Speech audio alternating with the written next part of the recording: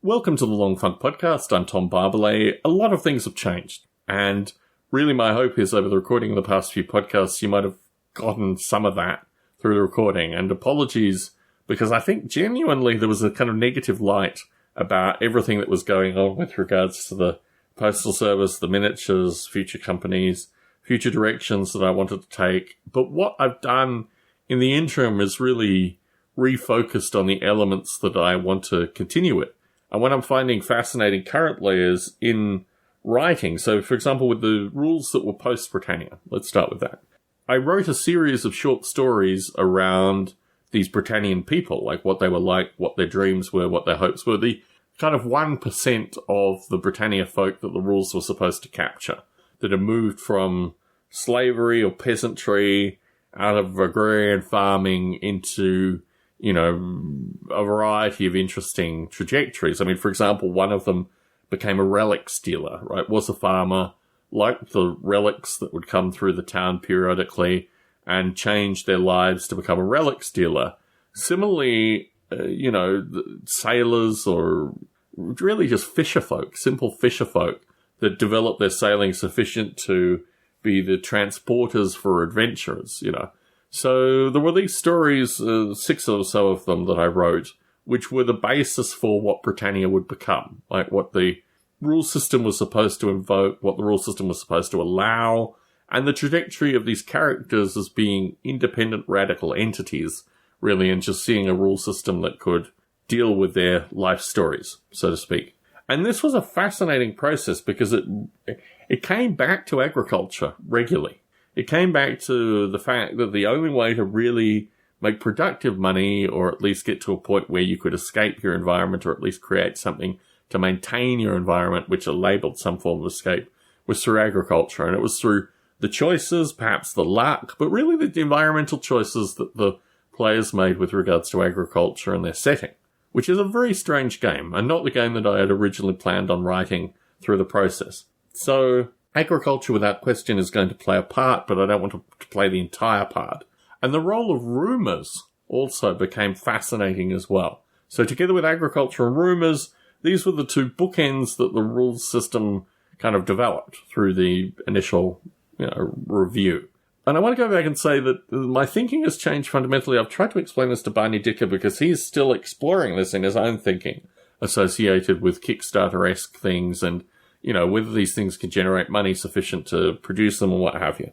So my thinking around that, which I've tried to narrate through these podcasts and probably have come through a little bit, let's say, is the idea that I wanted to have... I was very enamored, obviously, by Livingston and Jackson. I was very enamored by the way they built up Games Workshop, and my thought was maybe I had some hope to do this myself.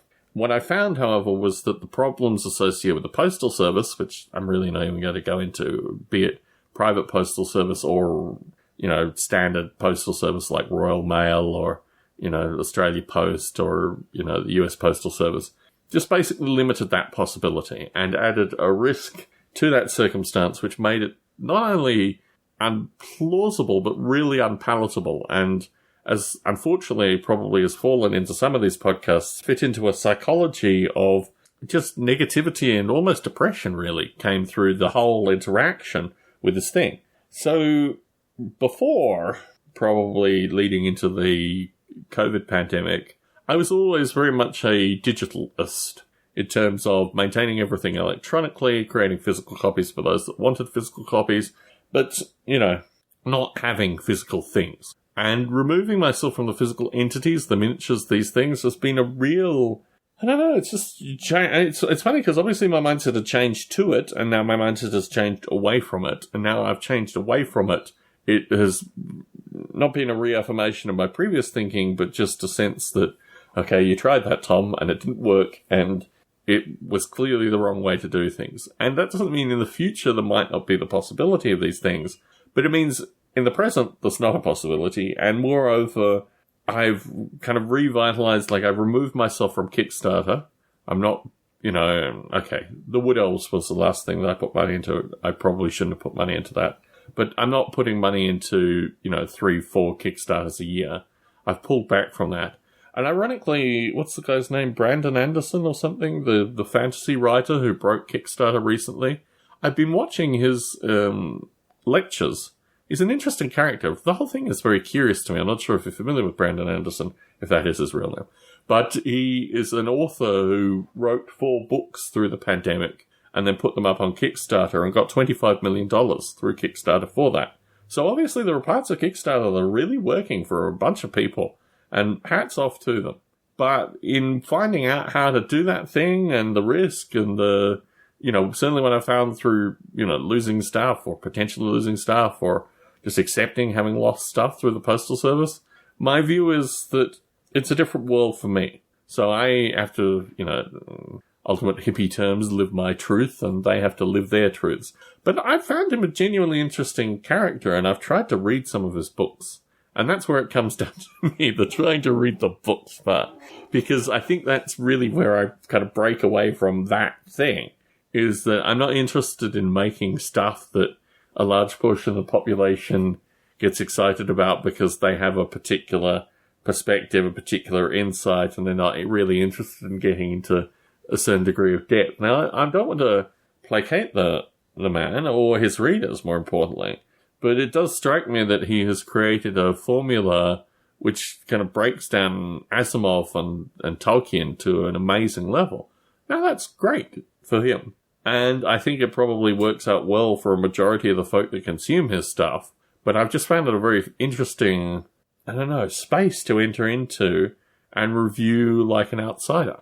So if folks aren't familiar with Brandon Anderson or his writing or his Kickstarters or any of the above, I think genuinely it's worth looking up just to see as a phenomena that there is a very strong parallel kind of fantasy science fiction world or series of worlds that are embodied by a variety of folk that are very interested in those things. And if we can generate something that might be interesting to those kind of people, so much the better. But it does seem to be, it's caught me recently, and particularly folks that talk about Kickstarter and success through Kickstarter and, this being the pinnacle. I would thoroughly recommend people check out Brandon Anderson and his lectures, because his lectures are genuinely fascinating. They're very much an example of someone who has found a formula that he very much likes, which is wonderful. And the fact that he gives the formula away through the lectures, or the better part of the formula away, is, even more interesting. So let's just put that down as a sideline. Worth looking into, I would think. And I'm interested in more talking with folks that have done the review and get their sense associated with the, I don't necessarily want to say cult-like elements, but there are some curious parts of the thing. So worth reviewing if you're considering Kickstarter or these kind of means as a way of making money. And he's put in 20 plus years. This has not been a triviality for him. He's created his audience over a detailed process. And it's interesting, actually, because the audience, or at least a percentage of the audience, constantly threatens to rebel, which comes through in the lecture series more than anything. So that's an interesting aside for folks that are wanting to look at Kickstarter and, how you can make certain aspects of this thing sustainable business.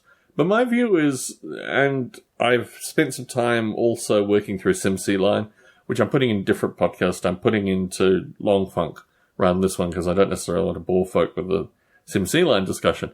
But it is, these things are just aspects of my life that exist and need to be nurtured and need to be put out, and whether or not they form any kind of success or become, a long-term source of income or these kind of things seems to be more than secondary currently. I think it's considerably more important just to get these rule systems out, get them play tested, and just have them available in some sense. So I guess my philosophy has changed with that. Maybe even a podcast ago. I don't know.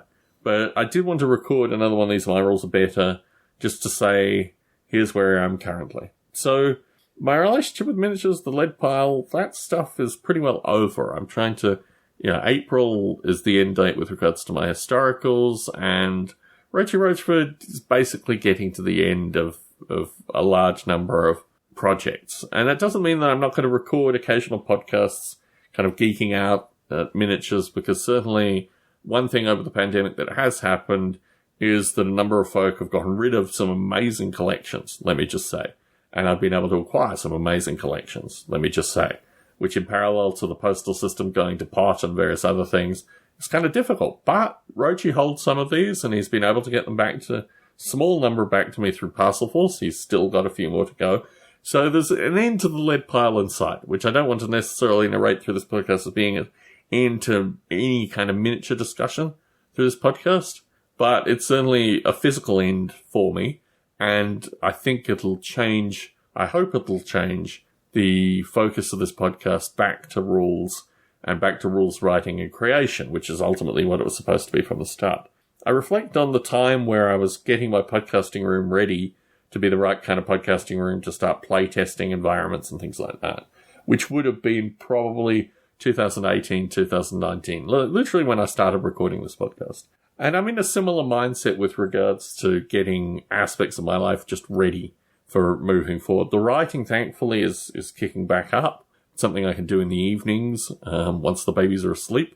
And it's something I've been returning to, as I've already narrated, taking existing writing or writing that I'd done for the purpose and moving it more into this is what the rules are going to look like. So where are we currently? We're at the end of March. So I had talked in a relatively positive term, maybe on podcasts that were never even released, about getting rules out in this kind of time frame. Still could. Still could get basic playable rules out probably, well, it would be the start of April. But I'm in that stage where, with a bit of effort, I could put 2 to 4 pages together quite comfortably and base a reasonable game with me holding a majority of the work, not actually giving to people, but the players having 2 to 4 pages. Possibility. May still happen, but my view is I'd much rather write 15 pages for the players and give it to them with the 4 pages of rules. And we'll see where that goes. So don't hold me to any date restrictions. I'm going to probably record another one of these, actually talking more about what happened to the Britannia rules, but I'll also probably talk about, stuff Rochi has sent me and a variety of other things through this podcast. So my hope is that I'll be able to get to more regular recordings and whatever happened to Barney Dicker, perhaps get back into some discussion with him too. He seems to be moving in a variety of different directions and hasn't had, the similar life experience that I've had through the pandemic. So it's actually quite interesting to see the directions he's going, because these are directions that I've kind of poo-pooed, so to speak. But we'll see what way it goes, and hopefully I'll put out a few more of these podcasts to explain. Tom Barbalet in Las Vegas, Nevada, signing out.